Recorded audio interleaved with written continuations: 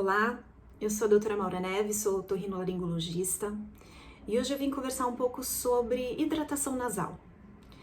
É um tema que tem ganhado bastante evidência mais recentemente, essa necessidade, a importância de realizar uma hidratação nasal, e muitas pessoas têm uma dificuldade de entender o motivo pelo qual isso é necessário. Então, para explicar um pouco melhor, o ideal é a gente entender primeiro como o nariz funciona, entender depois como ele resseca e por que ele resseca, e depois para a gente entender mais facilmente qual é a necessidade de mantê-lo hidratado. Então, vamos começar pelo início da história, que é como o nariz funciona. Então, as funções principais do nariz são, a gente tem funções de fisiologia, que são as funções de condicionamento do ar para adequada troca pulmonar gasosa, e tem algumas funções sensoriais também. Então, as funções de fisiologia do nariz, que são bem importantes, são aquecimento, filtragem, umidificação e defesa inicialmente, tá? E a função sensitiva seria o olfato, que também está diretamente relacionado à percepção de sabor.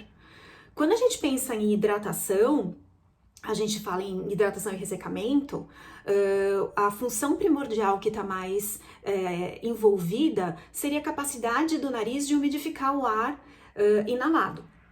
Quando a gente tem uma inalação do ar, para a gente ter uma adequada troca gasosa, esse ar ele tem que estar aquecido até 36 graus, umidificado, praticamente saturado de água, e sem partículas grandes, que são partículas que são removidas na primeira passagem do ar pelo nariz. Só que não só o nariz tem essa função. O ar, quando passa pelo nariz, ele vai ressecando, ele vai retirando a água da mucosa nasal e também da mucosa da rinofaringe e da hipofaringe. Então, por isso que muitas vezes, em alguns momentos que a gente tem inalação de ares de ar mais seco ou mais ressecado, a gente sente não só o nariz mais ressecado, mas também como o fundo da garganta, a hipofaringe e a faringe.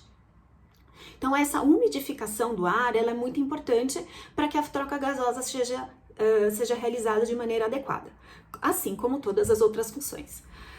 Algumas condições que acometem o nosso corpo ao longo da vida e também condições ambientais, elas geram e potencializam esse ressecamento da mucosa nasal.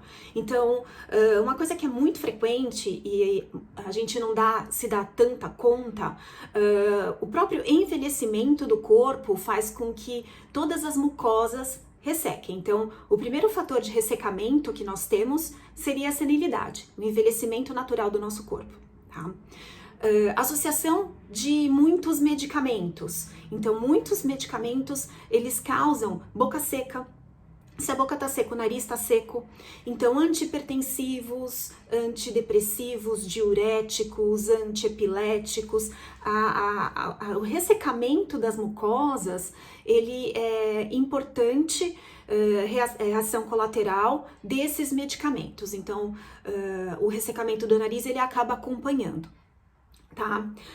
Algumas outras causas que nós temos, por exemplo, causas de pós-operatório, pessoas que se submeteram a uma cirurgia nasal, por exemplo, e operaram o nariz. Então, a cicatrização do nariz, ela também causa um ressecamento da própria mucosa, tanto que nós temos a formação de crostas nesse período de cicatrização.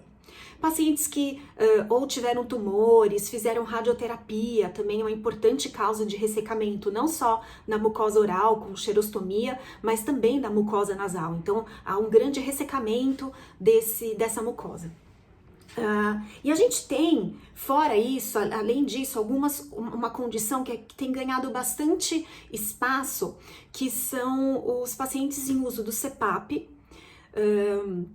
Apesar dos aparelhos terem umidificadores, terem traqueias mais aquecidas, traqueias climatizadas, muitas vezes a passagem do ar pelo aparelho do CPAP para o tratamento desses pacientes com apneia obstrutiva do sono também gera bastante ressecamento. E o ressecamento do nariz pode causar uma inflamação, uma descompensação da rinite, um pouco de obstrução e uma dificuldade maior adaptação do próprio aparelho. Então, nesses casos, você já começa a entender qual que é a importância do ressecamento. Então, a passagem do ar pelo CPAP também pode causar um ressecamento.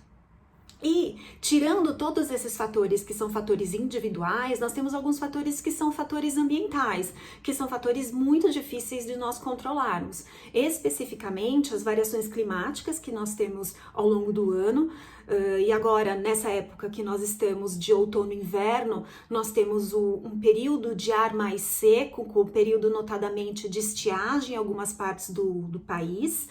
Então, a umidade relativa do ar abaixo de 60%, ela dificulta, ela piora muito as condições respiratórias e por isso que nós temos também mais desencadeamento de quadros de broncoespasmo, de asma, porque o nariz tem uma dificuldade maior também de fazer a umidificação e o aquecimento desse ar. Então, é importante a importância do condicionamento do ar, da função nasal, para a manutenção da troca gasosa e das funções respiratórias, ela é exponencial, ela é muito importante. Então, nesse sentido, e eu já dei algumas dicas aqui ao longo das causas que eu fui citando de ressecamento, como é que isso impacta na função respiratória. Então, no geral, o ressecamento da mucosa nasal vai piorar e dificultar a troca gasosa, ela pode desencadear essas crises respiratórias, ela pode piorar quadros de rinite, dificultar, atrasar os quadros cicatriciais pós-cirúrgicos. Então, pelos extremos que nós temos vivido ambientalmente, as condições sociais que mudaram, os hábitos diários que mudaram, a necessidade de introdução de uma hidratação para o nariz, ela surgiu de uma maneira um pouco mais preemente. E para isso, a gente acaba sempre sugerindo a realização de lavagem nasal com solução salina, que para alguns pacientes, de uma maneira geral, é suficiente para a realização dessa umidificação do nariz, tá? Mas outras vezes não é suficiente, a gente tem que partir para outros produtos que fiquem um pouco mais tempo no nariz, como por exemplo as soluções salinas em gel, que são uma excelente alternativa para realizar essa hidratação nasal, tá bom? Então ficam aqui as minhas dicas para vocês prestarem um pouco mais de atenção sobre as causas de ressecamento e nos pacientes em geral, porque muitas vezes quando a defesa nasal não está boa, o quadro pulmonar não fica bem, e se a gente tem um paciente mais sensível do ponto de vista respiratório, a função de defesa nasal também não fica boa e isso pode precipitar um quadro infeccioso.